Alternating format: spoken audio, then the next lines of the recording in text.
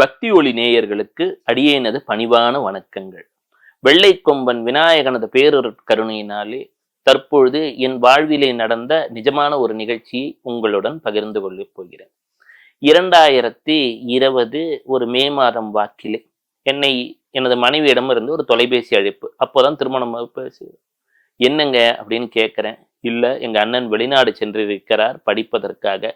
அப்பெல்லாம் இந்த மருத்துவ பேரிடர் அப்படின்னு ஒரு சூழல். வெளிநாட்டுக்கு போனவங்க டக்குன்னு வர முடியாது. ஆரம்ப காலகட்டம் அது. அதற்காக அவர் தொலைபேசியிலே அழைக்கிறார்.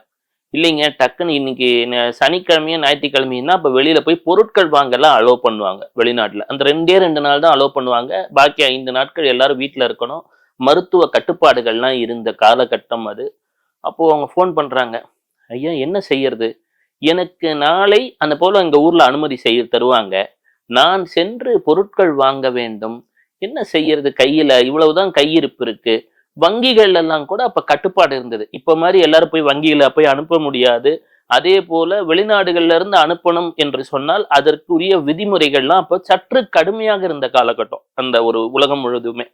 என்ன செய்யறதுன்னு தெரியலையே அப்படின்னு அவங்களுக்கு ஒரு எண்ணம். அப்ப சொல்றேன், இப்ப எங்க இருக்கீங்க அப்படின்னு கேட்கிறேன். நான் இப்பொழுது ஒரு கடைக்கு வந்திருக்கிறேன். இங்கே மளிகை பொருட்களும் மருத்துவம் சார்ந்த பொருட்களும் இருக்கிறது.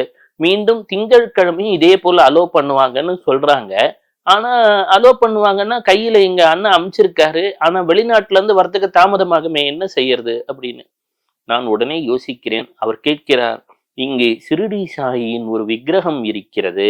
இந்த விக்கிரகத்தை வாங்க வேண்டும் என மனம் சொல்லுகிறது என்றார். அப்போ இவர்கிட்ட இருக்கக்கூடிய அந்த குறைந்த கையிருப்பை வைத்து அந்த விக்கிரகத்தை தான் வாங்க முடியும். உடனே சொல்கிறார், ஏதோ ஒரு வகையிலே பாபா காப்பாற்றுவார் என்று எனக்கு ஒரு நம்பிக்கை இருக்கிறது என்று அந்த விக்கிரகத்தை மட்டும் வீட்டுக்குள் எடுத்து வந்து விடுகிறார், சென்று விடுகிறார். சரிம்மா, வாங்கிடு, ஏதோ சாய்ராம் அவர் காப்பாற்றுவார், பார்த்துக்கலாம் அப்படின்னு சொல்லிட்டேன்.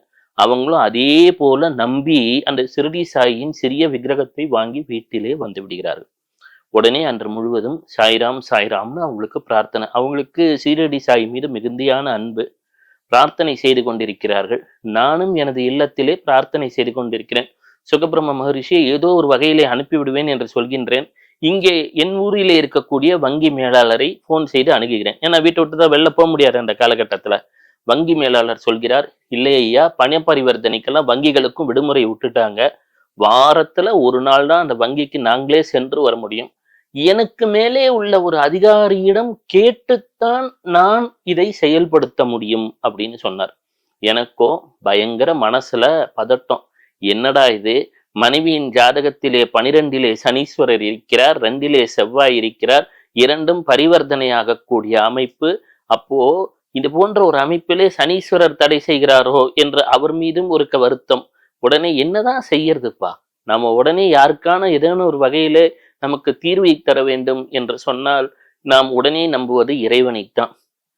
இறைவன் வரமாட்டானோ கூவி அழைத்தால், இதயம் நெகிழ சாயி என்று அழைத்தாள்.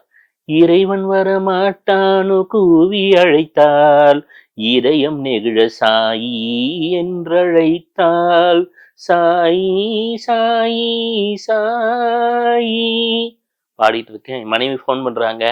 உடனே சொல்றாங்க, கவலைப்படாதீங்க, ஏதோ ஒரு வகையிலே அந்த சீரடிநாதன் நம்மை காப்பாற்றுவான். நீங்க ஏங்க கவலைப்படுறீங்க, நிம்மதியா தூங்குங்கன்னாங்க. நான் இங்க வேற வழி இல்லாமல் தூங்கி கொண்டிருக்க முடியாதே, நமக்கு தான் ஒரு தவிப்பு இருக்கே, எல்லா நண்பர்களையும் அணுகுகிறேன். திடீர் என்று சிங்கப்பூரிலிருந்து ஒரு தொலைபேசி அழைப்பு. ஒரு நண்பர் அழைக்கிறார். அழைத்ததுமே சொல்கிறார், ஐயா, உங்ககிட்ட ஜாதகம் பார்க்கணும். எனக்கு இருந்த படபடப்புல ஒரு தொகையை சொல்றேன். சரிங்க அப்படின்னார். சிறிது நேரம் கழித்து எனக்கு திடீர்னு தோணுது, இவர் சிங்கப்பூரிலிருந்து அழைத்திருக்கிறாரே, இவருக்கு மலேசியாவிற்கு தொகை அனுப்புவது என்றால் எளிதாயிற்று, நம்ம இந்தியால இருந்து சிரமப்பட்டு அனுப்புறதுக்கு அப்படின்னு சொல்லிட்டு நான் திருப்பி அவர் அணுகிறேன். ஏன்னா என் மனைவி இருப்பது மலேசியாவிலே, அடியேன் இருப்பது இந்தியாவிலே, அவரது சகோதரர் இருப்பது யூகேவிலே. இன்னைக்கெல்லாம் குடும்பம்னு பாத்தீங்கன்னா ஒரு குடும்பத்துல இருக்கிறவங்க உலகத்தோட வெவ்வேறு பகுதியில இருப்பாங்க. எல்லாருமே அந்த செல்போன்ல பார்த்து ஹை சாப்பிட்டுட்டியா அப்படின்னு கேட்பாங்க, ஹாய் தூங்கிட்டியான்னு கேட்பாங்க. இருக்கிறது ஒருத்தர் ஜப்பான்ல இருப்பான், ஒருத்தர் ஈரோட்ல இருக்கிறான், இன்னொருத்தன் யூஎஸ்ல இருக்கான். என்னடா பண்றது? உலகத்தையே பூட்டி வச்சுட்டாங்க. யாரையும் குறை சொல்ல முடியாது. வங்கி அதிகாரிகள் மீதும் தவறு கிடையாது.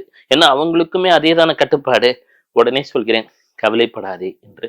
அவர் சிங்கப்பூரிலிருந்து அழைத்து கேட்டதும் சொல்கிறேன், என் நீங்க ஏதான மலேசியாவுக்கு ஒரு தொகையை அமைச்சிருங்கன்னு சொல்லி ஒரு சாதாரண ஏதோ ஒன்று சொல்றேன் படபடப்புல.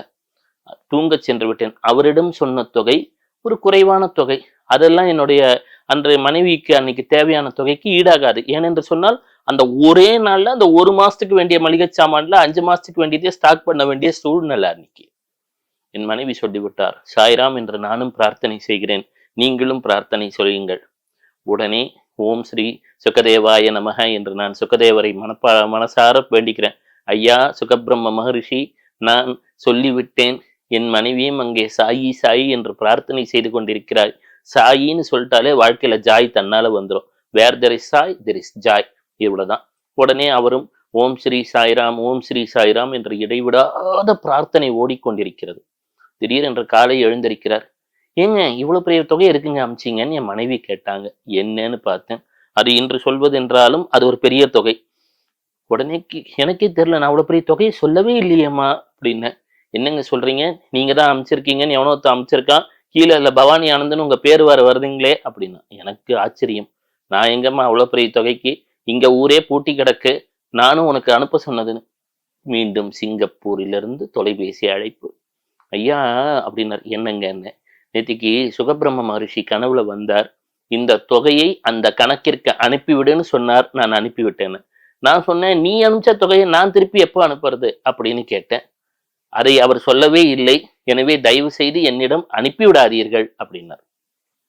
ஓ, சாயை நம்பிட்டீங்கன்னா அது எங்க இருந்து வருது எப்படி வருதுன்றதெல்லாம் கணக்கே கிடையாது, எப்படியோ வந்துடும். இப்போ நிறைய பேருக்கு நீம் கரோலி பாபாவை பத்தி தெரியும். அதாவது ஸ்டீவ் ஜாப்ஸ் வந்தார், நீம் கரோலி பாபா சமாதிக்கு சென்றார். அங்கே ஏழ்மையில் இருக்கும் பொழுது அவரை வேண்டி வணங்கியிருக்கிறார். ஒரு குரங்கு ஒரு ஆப்பிளை கடித்தது, அவருக்கு தந்த பிரசாதத்தை, அவர் கோடீஸ்வரர் ஆனார் என்றெல்லாம் வரலாறு.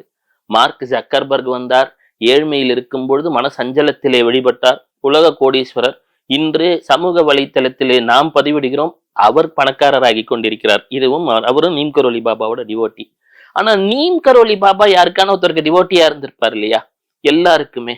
அப்பொழுது ஒரு முறை ஒரு பக்தர் பார்க்கிறார், அங்கே சீரடி சாய்பாபாவின் படத்தை ஒரு புத்தகத்திலே வைத்து கண்ணில் ஒற்றி கொண்டிருந்தாராம். மிகப்பெரிய மகான்னு. அப்போ ஒரு நண்பர் வருகிறார், ஐயா எனக்கு திரைப்படத்துறையிலே ஒரு பெரிய லெவல்ல வரணும், நான் அசிஸ்டன்ட் டைரக்டரா வாங்காத அடி இல்லை, வாங்காத மிதி இல்லை, வாங்காத அவச்சொல் இல்லை, என்னால தாங்கல. வீட்டுல போனா மனைவியும் இன்னும் இதையே தான் பண்ணிட்டு இருக்கியான்றா, குழந்தைகள் அப்பா உனக்கு இதை தவிர உருப்படுறதுக்கு வேற வழி இல்லையா, நீ ஏன் வேற வேலைக்கு போயிடலாமேன்றாங்க. நான் இந்த தொழிலை நேசிக்கிறேன், சுவாசிக்கிறேன், திரைப்படம் கேமரா தான் எனக்கு பிடிக்கும் என்றார். உடனே நீம் கரோலி பாபா சொன்னார், இதுக்கு மேல நீ பெரிய ஆள் ஆயிடுவ, கோடீஸ்வரன் ஆயிடுவ. அப்போ நான் அப்படி ஆயிட்டேன்னா உங்களை பத்தி படம் எடுக்கிறேங்கன்னா, என்னை பத்தி படம் எடுக்காது, சீரடி சாயிநாதனை பற்றி படம் எடு. இதுவரை யாரும் அவரை பற்றி படம் எடுத்ததில்லை. அந்த மகானின் வார்த்தைகளை உலகம் கேட்க வேண்டும், அனைவரும் உணரணும், எல்லாரும் ஓம் ஸ்ரீ சாய்ராம்னு சொல்லணும். இதை நீ எனக்கு கமிட்மெண்டா கொடு, நீ மிக பெரும் இயக்குனராக ப்ரொடியூசர் ஆயிடுவ, இதற்கு நான் உனக்கு கமிட்மெண்ட் தரேன்ட்டார். வெளியே வருகிறான் அந்த இளைஞன். வாழ்க்கையில எதை தொட்டாலும் சக்சஸ், எங்கிருந்தெல்லாமோ பணம் வர துவங்குது. அவர்தான் சீரடி சாய்பாபாவை பற்றி முதல் மராத்தி படத்தை எடுத்தவர். அப்புறம்தான் சீரடி சாயியின் படம் மற்ற மொழிகளில் வெளிவர துவங்கியது. முதலில் சீரடி சாயியை பற்றி நம்ம இப்போ ஹிந்தி படமெல்லாம் பார்க்கிறோம் இல்லையா, அந்த அருளாசி பெற்ற இளைஞர் நீம் கரோலி பாபா சொன்னதுனால, அவரோட வழிகாட்டுதல்ல நீ சீரடி சாயியை பற்றிய படம் எடு, அதை பார்க்கிறவனும் செல்வத்திலே வாழ்க்கையிலே பொருளாதாரத்திலே உயருவான், உனக்கும் நன்மை ஏற்படும்னார். அப்போ சீரடி சாயின்னு நீங்க பாக்குறீங்க இல்லையா அந்த பழைய படம், அது நீம் கரோலி பாபா சொன்ன ஒரு வார்த்தை. அதை யாரெல்லாம் பார்க்கிறாங்களோ அவங்களுக்கெல்லாம் வாழ்க்கையிலே ஒரு பெரும் முன்னேற்றம் வரும், பொருளாதார மேன்மை வரும், எல்லா தடங்களும் விலகும், எல்லா தோஷங்களும் சரியாகும் என்று சொன்னது. இன்னைக்கு உலக கோடீஸ்வரர்கள் கூகுள்ல இருந்து மார்க் ஜக்கர்பர்க் எதெல்லாம் நீங்க போட்டு பார்த்தீங்கன்னா தெரியும். இதையெல்லாம் ஃபவுண்டர்ஸா இருந்தவங்க எல்லாம் நீம் கரோலி பாபாவின் சீடர்கள். தற்போது கூட படித்திருப்பீர்கள், ஸ்டீவ் ஜாப்ஸ் அவர்களின் மனைவி கும்பமேளாவில் கலந்து கொண்டார், அவர் நீம் கரோலி பாபாவின் பக்தர் என்றெல்லாம் படித்திருப்பீர்கள்.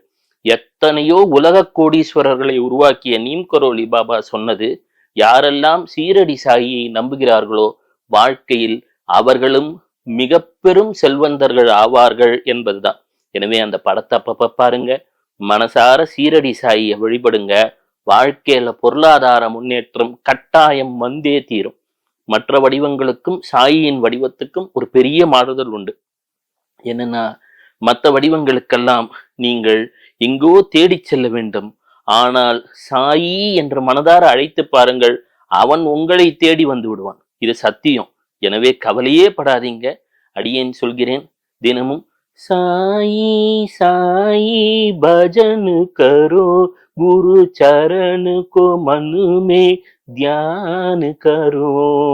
சாயியின் சரணபார பாதார விந்தத்தை மனதிலே தியானம் செய்ய துவங்குங்கள். உங்களுக்கான அற்புதமும் காத்திருக்கிறது. உங்க அக்கௌண்ட்லயும் ஏதோ ஒரு பெரிய தொகை வரும். வாழ்க்கையிலே செழிப்பு தன்னால் வந்து சேரும். கட்டாயம் இது சத்தியம். சிவ சிவ.